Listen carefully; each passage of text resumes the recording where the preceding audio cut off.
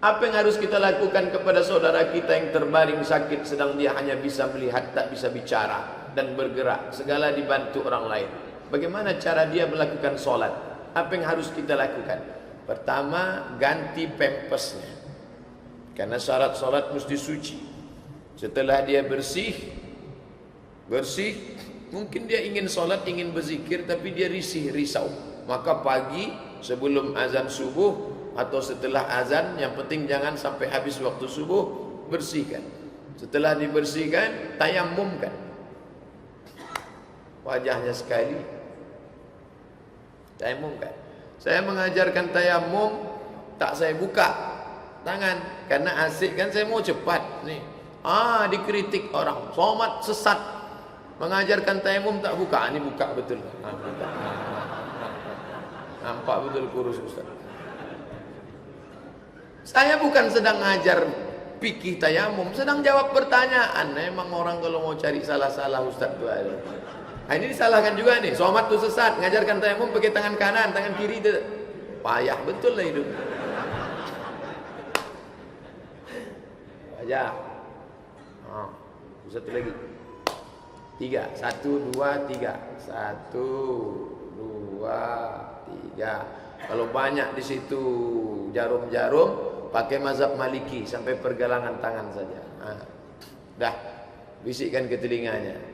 Ya, atau istriku, kau sudah suci. Kalau kau mau beribadah, beribadahlah. Karena dia tak bisa menerima respon kita. Entah dia berzikir dalam hati, entah dia beribadah. Nanti pada waktu zuhur, mungkin kotor sudah pampersnya, zuhurnya begitukan lagi. Nanti pada waktu maghrib, buatkan lagi 3 kali. Karena dia hanya bisa 3 itu. Zuhurnya dijamaknya dengan asar, tidak pakai qasar.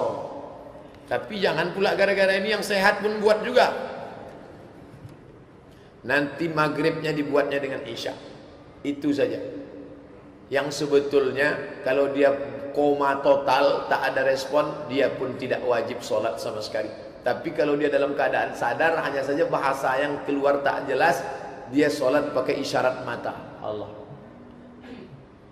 Sholat tegak, tak bisa tegak, duduk. Tak bisa duduk, berbaring. Tak bisa berbaring, pakai isyarat mata. Ini yang terakhir nih, yang isyarat mata. Begitu cara kita menolong. Andai Abdul Somad yang mengalami itu nanti, maka lupa keluarga saking sedihnya, bapak ibu yang mengingatkan. Sudah kalian gantikan pampasnya, sudah kalian tayamumkan dia. Mungkin Ustadz ingin beribadah, dari cahaya matanya nampak kami dia ingin beribadah, tapi dia tak bisa. Siapapun bisa mengalami itu. Ingat. Bagaimana pandangan Ustadz acara TV Misteri Dua Dunia? Kenapa ditonton juga? Ini uka-uka. Apa ada orang yang bisa berinteraksi dengan setan dan bisa melihat setan itu di tempat tertentu? Apa bedanya? Ataukah sama dengan ada siaran TV yang menyiarkan ruqyah?